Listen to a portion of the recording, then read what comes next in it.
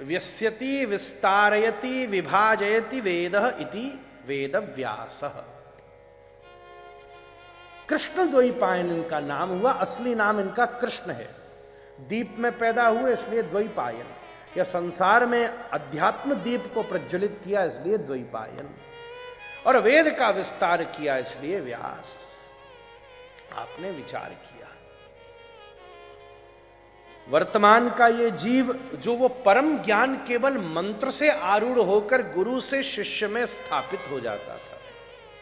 जैसे memory card आज आप निकालते हो और दूसरे गैजेट में लगा देते हो, the same data has been transferred, isn't it?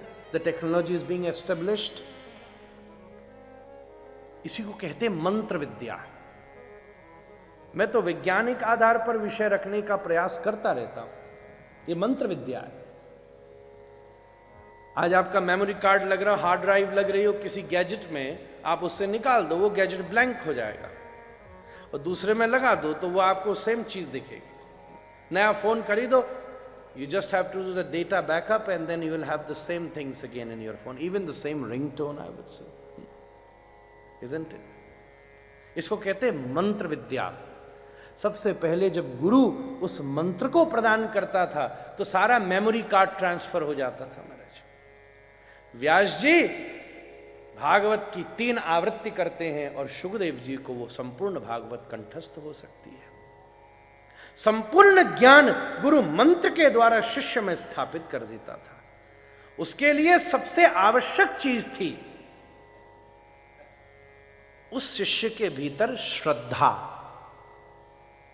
इस देश की सबसे बड़ी सामर्थ्य है श्रद्धा। अमेरिका पेड़ का संरक्षण सिखा सकता है, यह देश पेड़ के प्रति श्रद्धा सिखा सकता है। दोनों में बहुत फर्क है। श्रद्धा, पूरी दुनिया भारत को सबसे बड़ा बाजार देखती है और भारत पूरी दुनिया को सबसे बड़ा परिवार देखता है महाराज। उदार चरितानाम तो वसुधैव कुटुंबकम। भारत पूरी दुनिया को परिवार देखता है और पूरी दुनिया भारत को सबसे बड़ा बाजार देखती है। इससे बड़ा क्या होगा? बाजार में स्वहित का विचार होता है, शोषण होता है, परिवार में तो त्याग और सेवा होती है।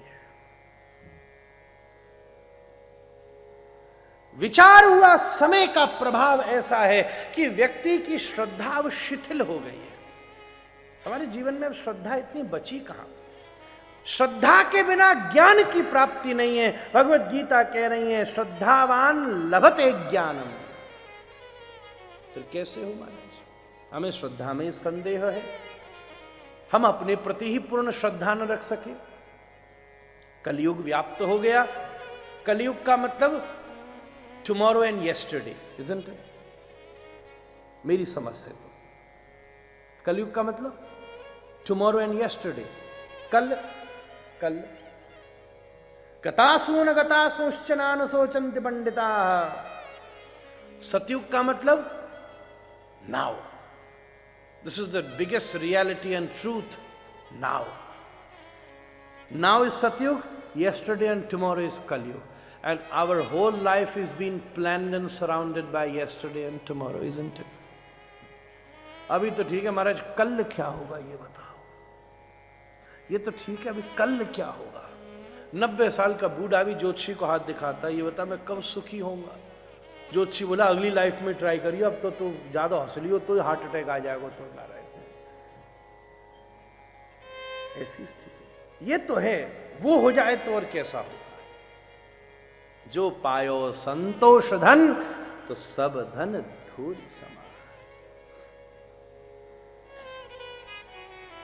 तब व्यास जी ने विचार किया और मंगलमय भाव से उस मंत्र के द्वारा प्रदान किए जाने वाले उस आप्त ज्ञान को, जो आप्त ज्ञान है, जो वो शब्दातीत अवर्णनीय अचिंत ज्ञान है महाराज,